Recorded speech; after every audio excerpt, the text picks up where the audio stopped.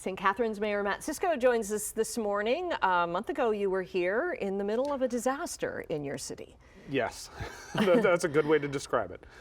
I tell people, I hope that was the hardest day of my time as mayor.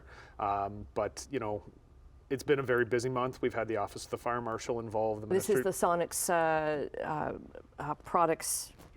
Yeah, Sonics products. Yes, the explosion in Port Weller East. And so the Office of the Fire Marshal's been involved, the Ministry of the Environment's been involved, Niagara Regional Police have investigations. So all of that is still ongoing.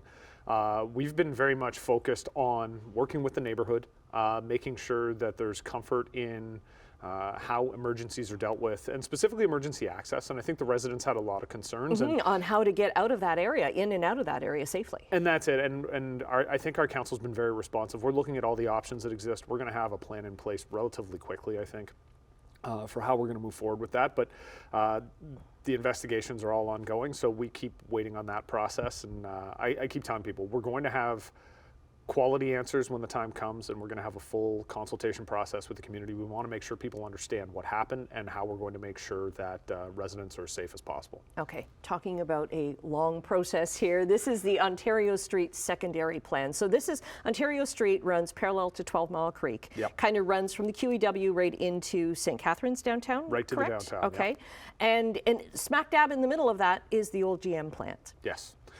It's GM lands, I should say. Yeah, 282, 285 Ontario Street.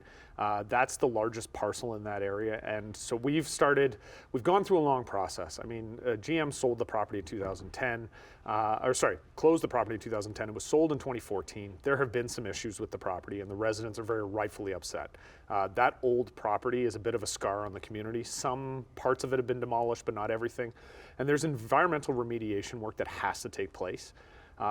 But as a part of the broader process, the city doesn't own the property, but we can do the land work around it, and we can put in place the zoning requirements so that whatever's built there is something the community can be proud of. This is the middle of that process. We had to make some zoning changes previously and an official plan amendment, a lot of technical stuff.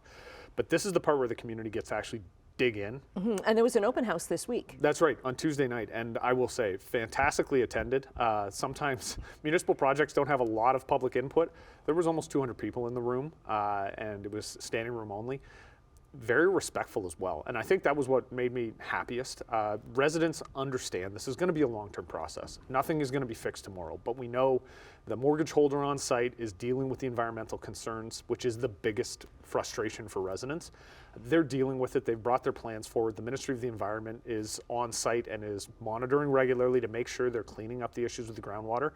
And I've always said, I'm cautiously optimistic that we can move forward in this process. I'm willing to remove the word cautiously now. I think we have good people engaged on site, and the community is engaged. And that's the big thing for me. There were respectful questions. There's frustration, but respectful questions. And I think our staff understand how important this is. It's a gateway into our city. It's how you get from the highway to our downtown.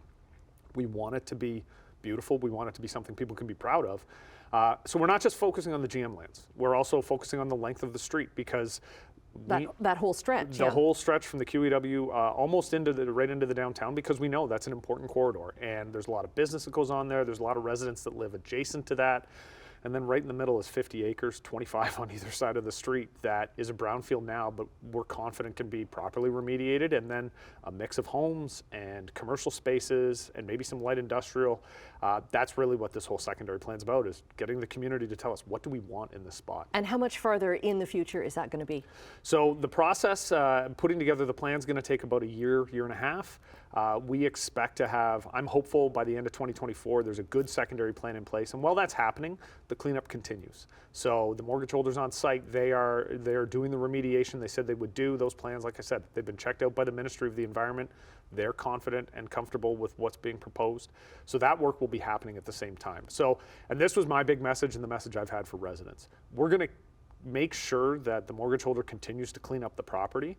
But in the meantime, rather than waste time, let's have these conversations about what we see as the ultimate end use of that site now, and residents have been really engaged. Okay, that's great. Look forward to another update on this then. Mat Siscoe, Mayor of St. Catharines. Thanks very much. Thank you.